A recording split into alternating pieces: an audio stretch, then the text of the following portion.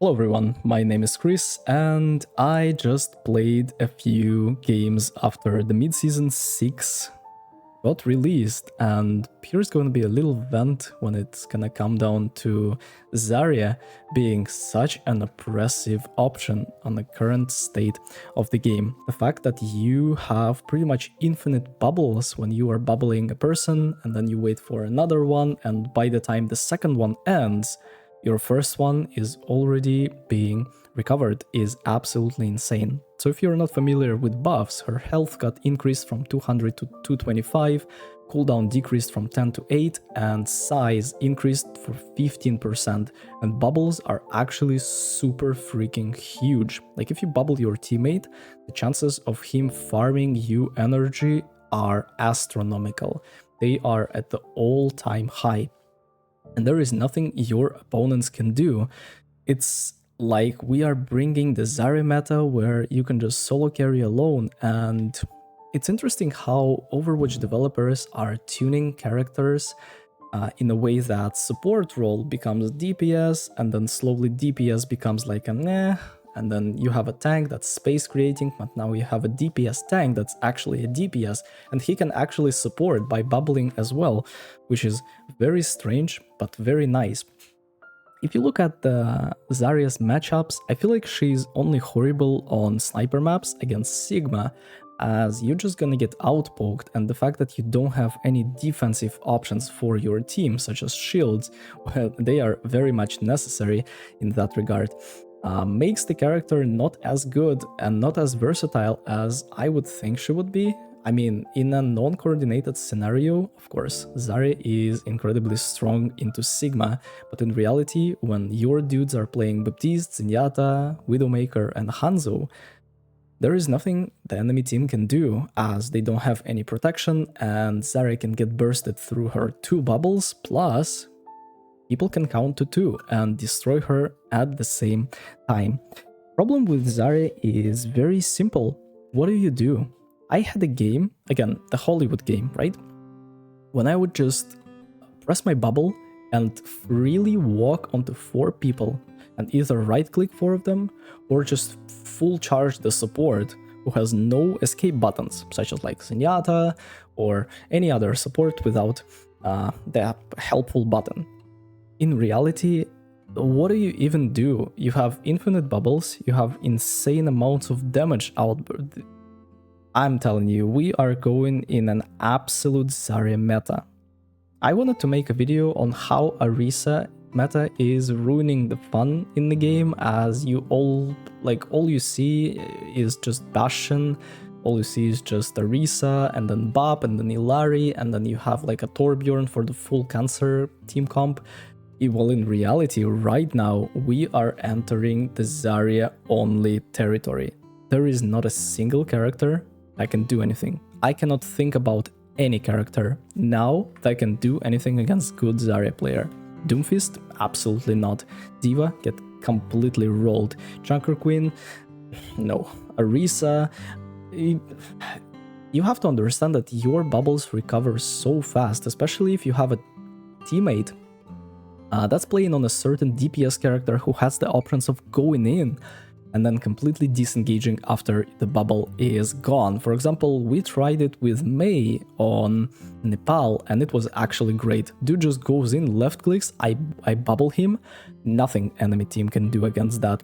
Maybe Pharah can be nice flying on top of people, maybe Genji is gonna be great with that. I can see how Symmetra can be played into that, and honestly, dive meta is completely shattered and devoured. What are you gonna do against Winston, Tracer, Sombra that's jumping your backline? And your teammate is gonna get the bubble. What do? You're just gonna charge the Zarya and she's gonna go and kill your backline. And there is nothing you can do to save yourself. Again, bubbles are recharging so fast, you don't even notice that you don't have one. It is crazy. In terms of the supports that can kinda counter Zarya, I feel like Baptiste is very annoying. I feel like Lucio can speed team away from danger, but in reality it's just, nah. It is not going to work as a solid option versus that. And pretty much every single character in the game turns into food once you have cracked the correct code on Zarya.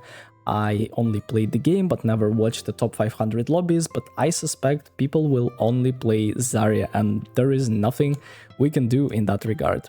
It feels like the only savior that we can have is going to be in the face of Bastion, who will get the option of completely devouring Zarya after one bubble used, or she has used 2 bubbles and now he's in the turret form ready to pew pew pew you alive. Other than that, we are entering some doomed times. We are entering and again, I wanted to say how horrible Arisa meta is, how slow and boring this is. This is not boring, but it's going to be a complete cancer. It feels like the power shifts from certain characters to others, and I don't know. It feels like you will have more rush compositions where you wanna have teammates that wanna press W. I feel like stuff like Reaper is going to be played a lot more as he is semi-decent versus Zarya. I feel like stuff like Bastion is going to be very meta still, because you can just nade yourself up in the air and be very unpredictable with your turret form, especially when you have a bubble and there is nothing the enemy team can do. You are literally invulnerable for some time, and it is actually insane. I feel like Widowmaker is going to be pretty nice on sniper maps, as she will again have the ability to snipe your teammates while you are trying to do your silly little things. In reality, this is going to be doomed. I don't know how much time it will take for us to understand how cancerous, annoying, and dangerous this is to Overwatch.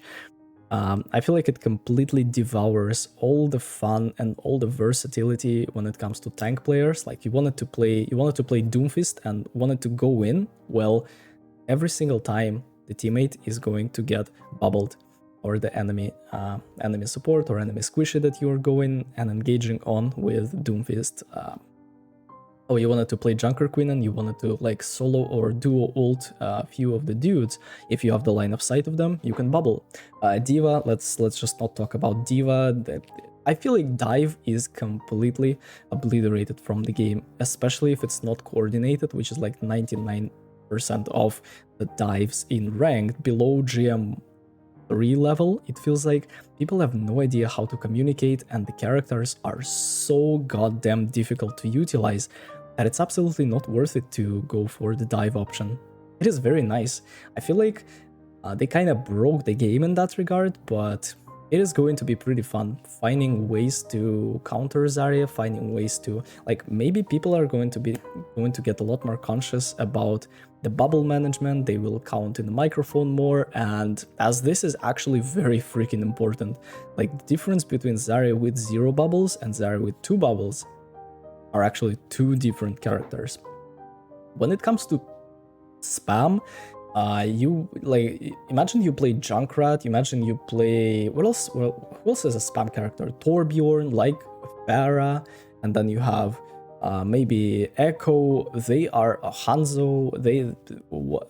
I don't know. You're just gonna collect the charge for Zarya for free, and there is nothing you can do. With the recent nerfs to supports, when they have not 1.5 but 2 seconds in their start of regeneration health pool kind of thing, you will quickly realize that if you beam a support that's isolated for 70% of the health, he's going to be in a fight much longer.